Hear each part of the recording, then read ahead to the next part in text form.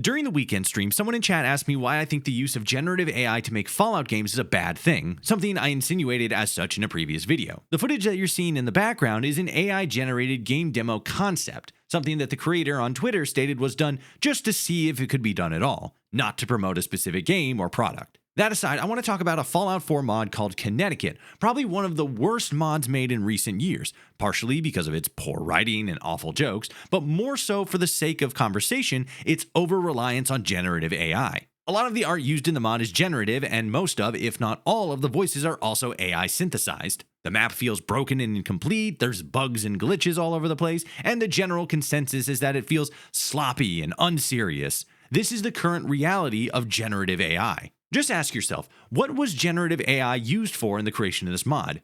To me, it comes off more as a time saver. Why waste time trying to find someone to contribute art or voice acting when I can just use AI to do it for me? If I can't write, why bother with someone who can when I can just use AI? This is fine-ish for mod projects, if not incredibly popular, but when you apply the same concept to the games industry, it takes on an entirely different meaning. Why hire writers, voice actors, artists, or any other creative types in order to make these games when you can just use AI? Starfield got a lot of love when it first came out, but it also got a lot of criticism over the way that they used AI to generate planetary maps and populate them with very samey feeling buildings. And that's not even the same kind of AI that was used to make Connecticut. Additionally, with video game prices most likely only going to be going up, can you honestly look me in the eye and tell me that you're willing to pay and then play $80 for a game where the voice acting sounds like this? Sadly, though, we've had an unexpected outbreak of feral ghouls recently. But I have faith that the Emperor's army will be able to handle them.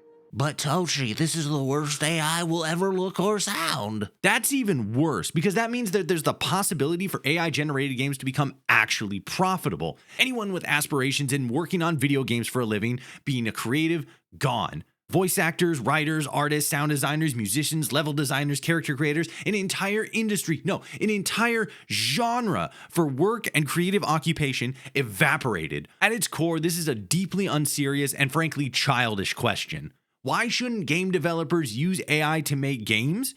Because at its core, it's not a question of how we can use technology to be creative, but instead how we can use technology to mass produce repetitive, lazy, uninspired slop. Fallout 5 might still be at least 5 years away, but I'd rather wait than have to look at the fever dream garbage that you've been watching in the background a second longer.